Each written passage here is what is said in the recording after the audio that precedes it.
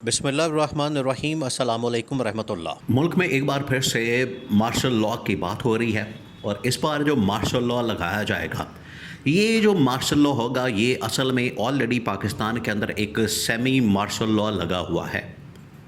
Semi martial law का मतलब ये होता है कि आपके तमाम के तमाम इदारे, आपकी तमाम की तमाम गवर्नमेंट के अंदर बैठे हुए लोग, काबीना, अदलिया, मीडिया, तमाम जो सिस्टम निज़ाम है, ऑलरेडी जो एक सिटिंग मिनिस्टर है ख्वाजा आसिफ, डिफेंस मिनिस्टर, वो ये बात मान चुका है, वो इस बात को तस्लीम कर चुका है कि पाकिस्तान में इस वक्त एक हाइब्रिड निज़ाम है। हाइब्रिड निज़ाम का मतलब ही ये होता है कि एक प्लांटेड किस्म का निज़ाम है जिसको इस्टेब्लिशमेंट ऑपरेट करती है, इस्टेब्लिशमेंट उसको कंट्रोल करती है। तो ऑलरेडी ये जो निज़ाम है ये ऑलरेडी एक सेमी मार्शल लॉ किस्म का निज़ाम है।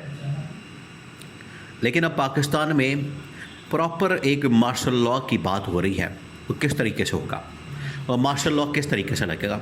वो इस तरीके से कि इस्टेब्लिशमेंट या field marshal army chief general Asim Munir direct Pakistan के सबसे बड़े ओहदे के ऊपर विराजमान हो जाएंगे, बैठ जाएंगे, उसके ऊपर आके कंट्रोल हासिल कर लेंगे और उसके बाद वहाँ से पूरे मुल्क को चलाएंगे, ऑपरेट करेंगे।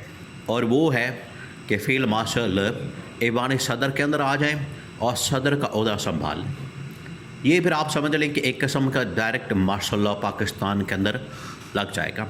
अगर आप पिछले 4 जो मार्शल लॉ लगे हैं उनकी मिसाल देखें, जनरल अयूब खान से लेकर याह्या खान, उसके बाद ज़ियाउल हक से लेकर जनरल मुशर्रफ तक, ये जो 4 मार्शल लॉ लगे हैं पाकिस्तान के अंदर, इसमें यही मॉडल काम करता है, यही सिस्टम काम करता है।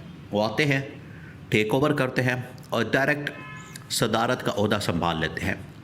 और ये पाकिस्तान के अंदर एक बात बड़ी मशहूर है कि सदारत का ओहदा संभालना, मुल्क के अंदर सदारती निज़ाम को चलाना, ये पार्लिमानी निज़ाम से कदरे बेहतर है।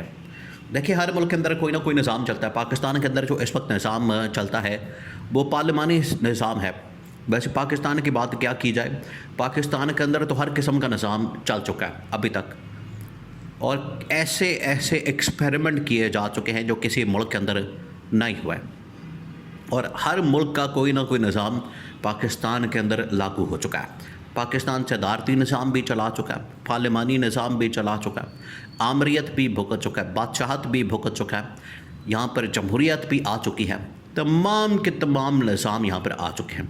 अब आ जाए इस बात के ऊपर कि पाकिस्तान में एक बार फिर से सदारती निज़ाम की बात हो रही है और सदारती निज़ाम भी डायरेक्ट इस्टेब्लिशमेंट के अंडर रूल होगा। और इस तरह से कि अब field marshal army chief general Asim Munir इस वक्त 28वीं तरमीम करवाना चाहते हैं। 28वीं तरमीम का जो ड्राफ्ट है इस वक्त मुकम्मल तौर पर तैयार हो चुका है, मुकम्मल। उसकी सिर्फ फाइनल ड्राफ्टिंग होनी है, फाइनल उसके अंदर आर्टिकल्स शिक्के, उसका जो लीगल पॉइंट ऑफ व्यू है, और पाकिस्तान के अंदर जितने भी लीगल माइंड्स हैं या कानूनी आइनी समझ बूझ रखने वाले लोग हैं, उनसे ये फ़ाइनल ड्राफ्ट तैयार करवाया जाएगा, उनसे चेक करवाया जाएगा और उसके मुताबिक ये तरमीम जो है वो शामिल कर दी जाएगी। और ये 28वीं तरमीम की शक्ल में एक पैकेज तैयार होगा जिसके अंदर डायरेक्ट जो फील्ड मार्शल का ओहदा है वो ड्यूअल ओहदा उनके पास आ जाएगा। वैसे तो पाकिस्तान में देखें, एक बात आपने जहन में रखनी है, आप ज़रा सोचें 2 मिनट के लिए, तसव्वुर करें कि पाकिस्तान में एक आइन के अंदर शक मौजूद है कि जब तक कोई सरकारी ओहदेदार रिटायर होकर 2 साल मुकम्मल नहीं कर लेता उतनी देर तक वो कोई ऑफिशियल सरकारी ओहदा गवर्नमेंट का संभाल नहीं सकता। तो फील्ड मार्शल के लिए ज़रूरी है कि पहले वो रिटायर हों, फिर 2 साल का अरसा गुजारें, फिर वो गवर्नमेंट का कोई ओहदा संभालें अगर वो सदर बनना चाहते हैं या कुछ और।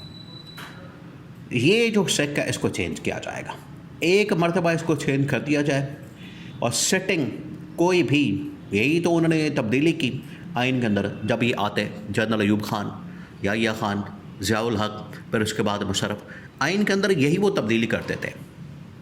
या तो आइन को वक्ती तौर पर सस्पेंड करते, एक नया बिल्कुल डील और पैकेज ले आते, या फिर आइन के अंदर बेसिक चेंजेस करके तो रास्ता निकालते और ख़ुद पर सदर बन जाते और इस तरह से पैरेलल इस्टेब्लिशमेंट और सिविल गवर्नमेंट वो चलाते।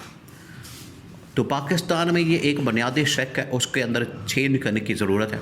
जैसे ही ये तब्दीली होगी तो automatically field marshal army chief general Asim Munir वो ओहदा सदारत संभालने के अहल हो जाएंगे। उसके बाद वो बड़ी आसानी के साथ आसिफ अली जरदारी को माइनस करेंगे, उनको हटा देंगे और ख़ुद जो है वो सदर भी बन जाएंगे। अब सदर बनने के लिए सिर्फ एक ही रुकावट है, वो ये कि पीपल्स पार्टी को कायल किया जाए कि वो 28वीं तरमीम के ऊपर वोट दें। ये सबसे बड़ी रुकावट, सबसे बड़ा मसला है, क्योंकि अगर पीपल्स पार्टी वोट नहीं देती, पीपल्स पार्टी सपोर्ट नहीं करती, तो आपकी 28वीं तरमीम जो कि 2/3 मेजॉरिटी के साथ होनी है वो नहीं हो सकती। 2/3 मेजॉरिटी तभी पॉसिबल है, मुमकिन है, जब पीपल्स पार्टी की सपोर्ट आपके साथ होगी। उनका जो 100 के करीब नंबर गेम है, सिंपल मेजॉरिटी इस वक्त नून लीग के पास है। सिंपल मेजॉरिटी से आप बजट तो पास करवा सकते हैं, कोई और कानून साजी करनी है वो तो कर सकते हैं, कोई और वारदात डालनी है वो तो कर सकते हैं, लेकिन आप जो आइनी तरमीम है वो नहीं कर सकते। आइनी तरमीम के लिए लाजमी है कि आपके पास 2/3 मेजॉरिटी का नंबर होना चाहिए, जो तकरीबन 225 से 30 बनता है।